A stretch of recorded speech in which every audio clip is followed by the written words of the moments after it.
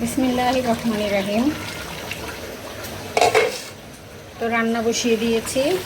যে খালা আসছে, রাহা আসছে, খালাতো বোন, ওদের জন্য একটু বিরিয়ানি রান্না করতেছি, চিকেন বিরিয়ানি। তো এখানে যে সব কিছু দিয়ে, যে চিকেন দিয়ে আলু দিয়ে একবার একসাথে সিদ্ধ করে নিচ্ছি,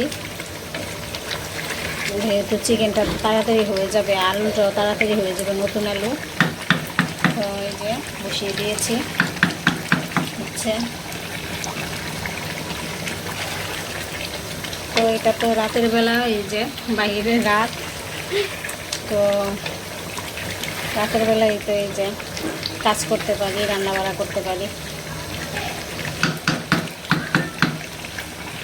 তো এখানে এই যে দুধ, একটু গুঁড়া দুধ গুলিয়ে দিলাম, যেহেতু টক দই আমার অল্প ছিল, বেশি ছিল না, একটু স্বাদ বাড়ানোর জন্য একটু গুঁড়া দুধ দিয়ে দিলাম সাথে।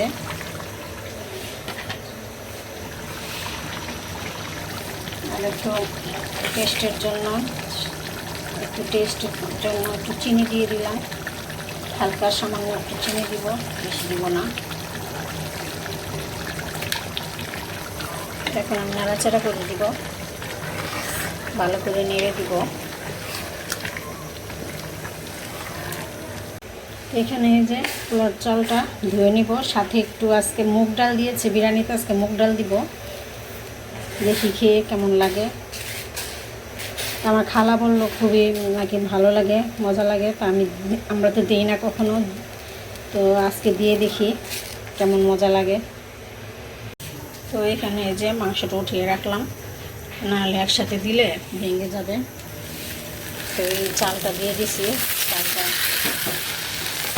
ভালো করে ভেজে নেব।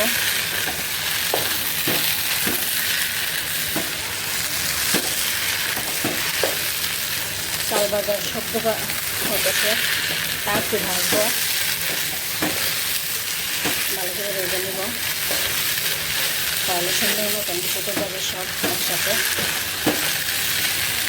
তো দারুণ একটা ফ্লেভার আসতেছে, মুগ ডাল দিচ্ছি সাথে, সেটার একটা গন্ধ আসতেছে ভালোই।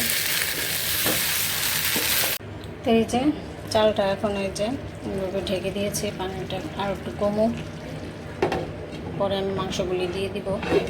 তো এই তো এই যে বিরিয়ানিটা হয়ে গেছে,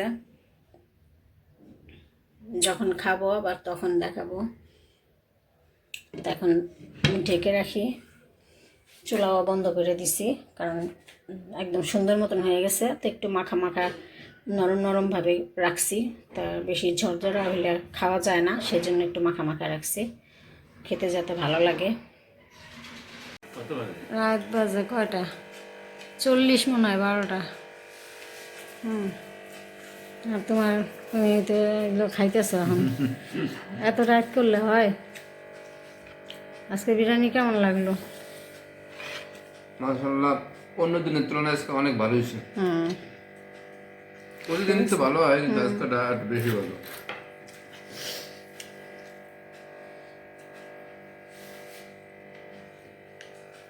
নরম নরম হয়েছে দেখে একটু ভালো লাগছে, এই তাই তো। আমার আবার নরমই পছন্দ। হুম, তো ঠিক আছে, সবাই ভালো থাকবেন, সুস্থ থাকবেন। আজকে রাতেই বিদায় নিয়ে নিচ্ছি। আল্লাহ আল্লাহ হাফেজ। হাফেজ।